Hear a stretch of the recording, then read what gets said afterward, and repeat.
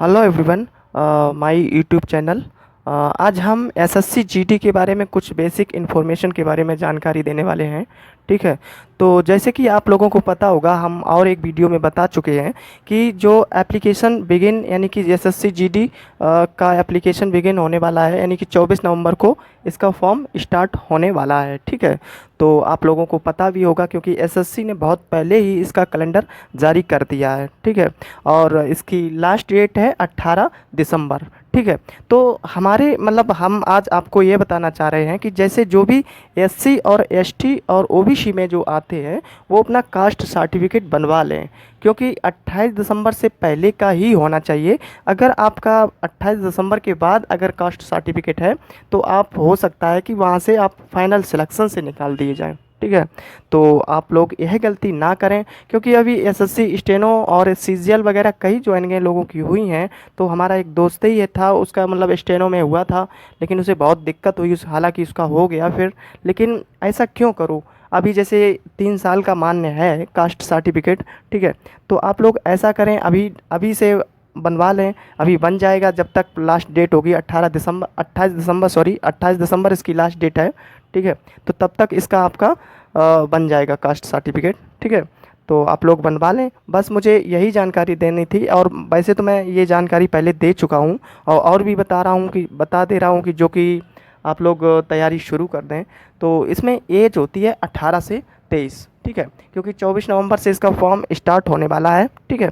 और इसमें एज आपकी 18 से 23, जिसमें यानी ओबीसी और एसटी ओबीसी को छूट मिलती है। ठीक है। तो किसी ओबीसी को 3 साल की और एसटी को और ओबीसी को उसी हिसाब से मिलती होगी। ठीक है। तो देख लेना। एग्ज़ाम इसका मार्च में है। ठीक है। तो मार्च में एग्ज़ाम है इसका, और इसमें वही जीएस, रीजनिंग और मैथ और हिंदी आती है। चारों सब्जेक्ट अच्छे से पढ़ लें। ठीक है। तो हो जाएगा, क्योंकि अभी इसकी 2024 की ये वैकेंसी आ रही है। ठीक है। ये 2023 की और 24 यानी कि 24 का भी कैलेंडर जारी हो गया है। तो आपको 2024 में भी वैकेंसी मिलेगी। ठीक है। जो कि जीडी की होगी आपकी, वो सितंबर अक्टूबर में फिर आने वाली है। तो 2 बार आपको 1 साल में 2 बार इसमें मौका मिल रहा है, तो ये मत छोड़ना। ठीक है। और इसके बाद आपकी इसमें एक चीज़, मतलब इसका फिजिकल थोड़ा हाइट मतलब ज़्यादा अच्छा होता है इसमें, क्योंकि हाइट इसमें 170 मांगी जाती है। ठीक है। और मेल की 162.5 सेंटीमीटर होनी चाहिए, फीमेल की 157 हाइट होनी चाहिए। ठीक है। और एससी एसटी की 150 सेंटीमीटर, क्योंकि मेल एसटी है जो, तो उसके 162.5 सेंटीमीटर, और मेल जनरल ओबीसी एससी की 170 हाइट मांगी जाती है। ठीक है। चेस्ट इसमें अगर मेल हो जनरल ओबीसी और एससी की, आप तो 80 से 85 सेंटीमीटर आपका चेस्ट होना चाहिए। और अगर मेल है एसटी में तो आपकी 76 से 80, और फीमेल का कोई चेस्ट नहीं मापा जाता है। ठीक है। रनिंग इसमें क्या होती है, रनिंग 5 किलोमीटर 24 मिनट में आप लगाएं। तो अभी से प्रैक्टिस रनिंग की थोड़ी थोड़ी करें। और वही एससी एसटी चाहे कोई भी हो, से सबको रनिंग बराबर लगानी पड़ती है। ठीक है।